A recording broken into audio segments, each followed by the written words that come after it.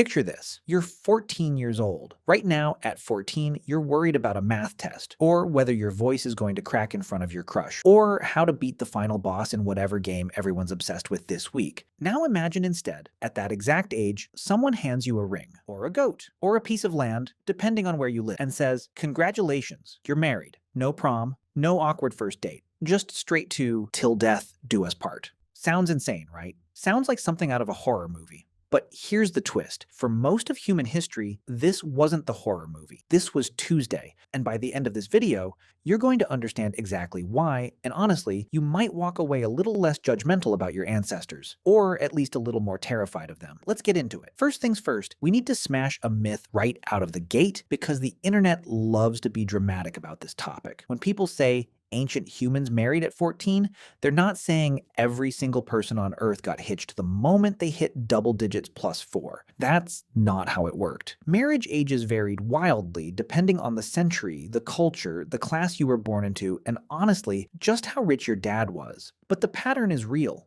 Early marriage, sometimes shockingly early by our standards, was common enough across enough civilizations that it becomes a legitimate historical trend, not just a spooky outlier. So the real question isn't, did this happen? It obviously did. The real question is, why on earth would any society think this was a good idea? And that's where things get interesting. Let's start with the most boring answer, because boring answers are usually the truest ones. Life expectancy. If you were born in, say, ancient Rome or medieval Europe, or basically anywhere before modern medicine showed up and started handing out vaccines like candy, your chances of dying young were terrifyingly high. We're talking about a world where a scraped knee could kill you. A bad tooth could kill you, childbirth could kill you, disease could kill you, and winter, just winter existing, could absolutely kill you. Average life expectancy in a lot of these societies hovered somewhere around 30 to 40 years, and that number gets dragged down hard by insane infant and child mortality rates. If you made it to adulthood at all, you'd already survived a gauntlet that would make a video game rage quit worthy. So if you're a teenager living in a world where you might not see 50, where does that leave your timeline? It compresses.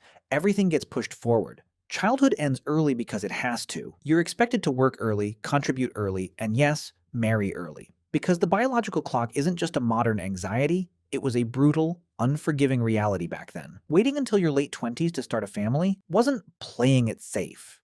It was potentially throwing away your entire reproductive window. Every year you waited was a year you might not get back. Think about some of the most famous royal marriages in history, and you'll notice this pattern everywhere. Teenage queens and teenage kings weren't rare exceptions. They were basically the standard operating procedure for European monarchies for centuries.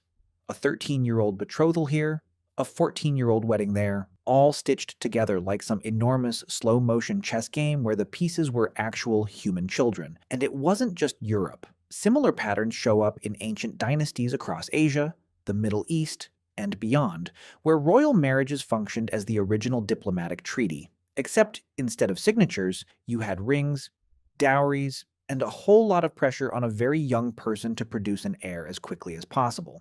And speaking of biologically capable, let's talk about puberty for a second, because this is where a lot of people get confused. A lot of ancient and medieval societies treated the onset of puberty, not some arbitrary birthday, as the marker of adulthood. Once a girl started menstruating, in many cultures, she was considered eligible for marriage. That sounds shocking through a modern lens, and it should because our modern lens is built on centuries of hard-won progress about childhood, consent, and human rights. But back then, the logic, cold as it sounds, was purely practical.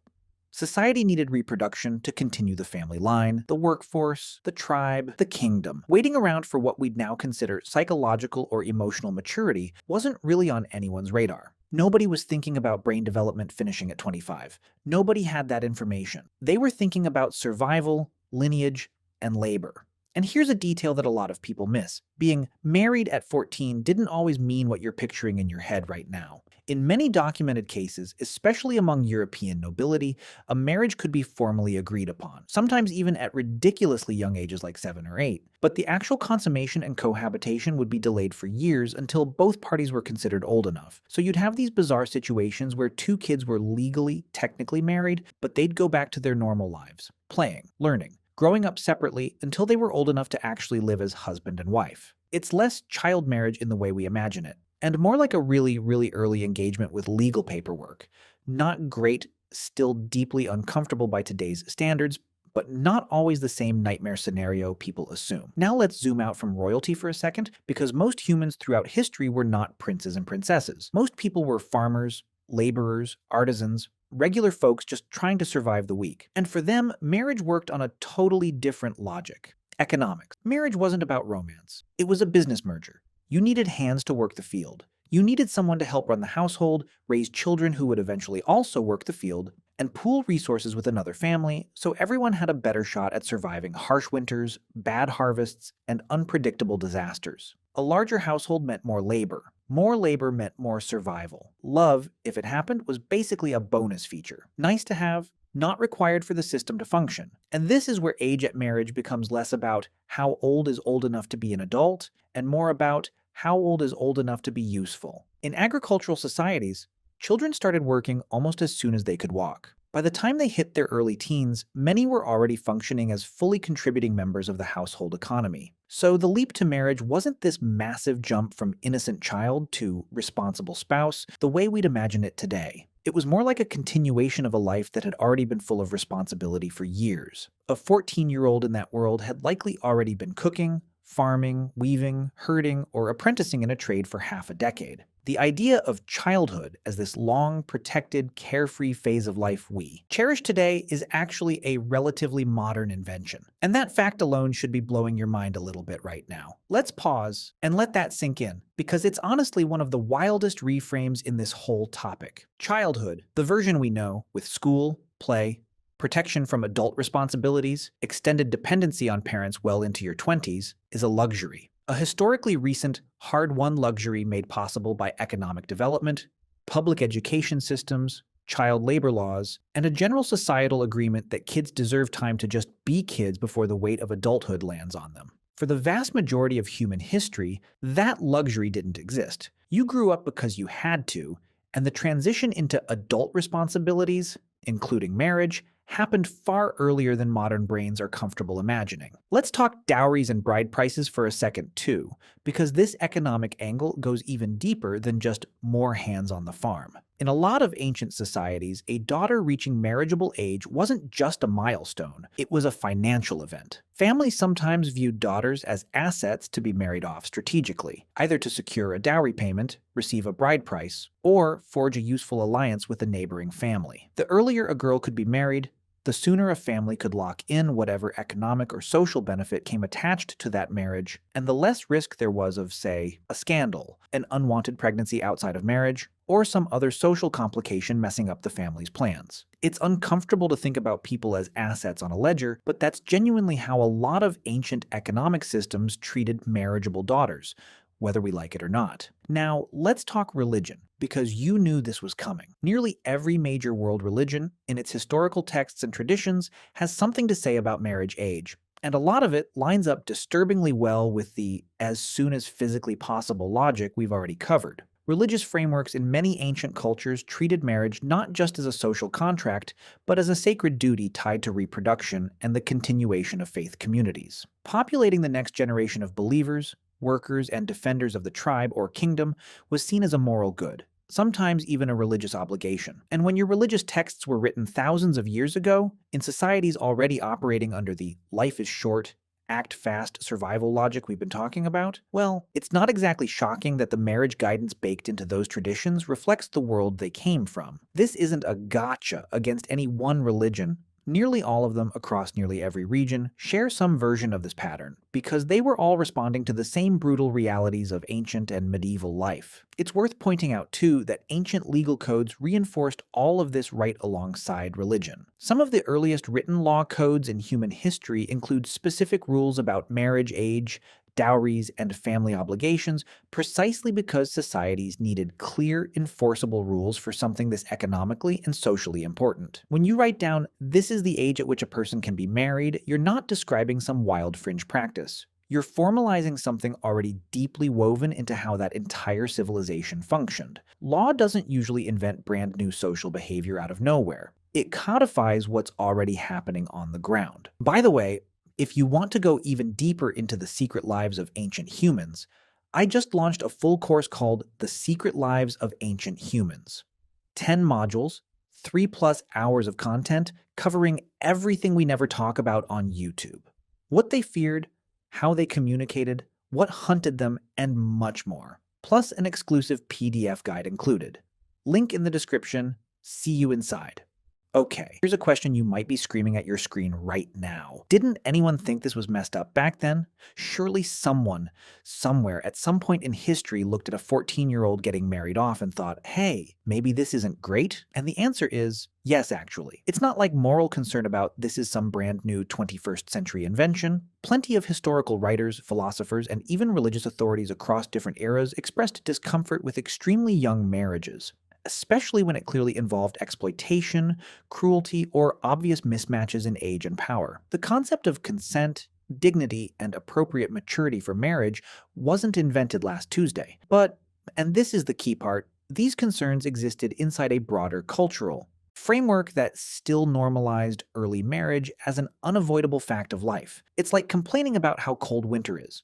You might not like it, you might even write poetry about how much it sucks, but you're still going to go outside and deal with it because that's just the world you live in. There's also a psychological angle worth mentioning here, one that doesn't get talked about enough. In societies where nearly everyone married young, the entire emotional and social experience of growing up was shaped around that expectation from birth. Kids weren't blindsided by early marriage the way a modern teenager would be. They grew up watching their older siblings get married in their early teens. They grew up expecting it, planning around it, sometimes even looking forward to it, because it was simply the next stage of a life they'd been mentally preparing for since childhood. That doesn't make it right by modern standards.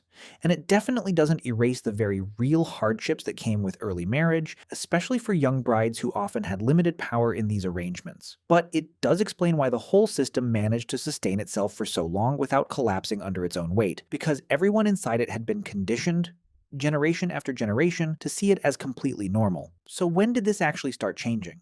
When did humanity collectively go, okay, actually, let's not do this anymore? This is where the story gets genuinely satisfying, because it ties directly into stuff you already know about: industrialization, education reform, and the birth of modern childhood as a protected life stage. As economies shifted away from agriculture and toward industry, and eventually toward knowledge-based work, the value of an extra pair of tiny hands in the field started mattering less. What started mattering more was education, literacy, skills, training, because the economy increasingly rewarded knowledge over raw manual labor.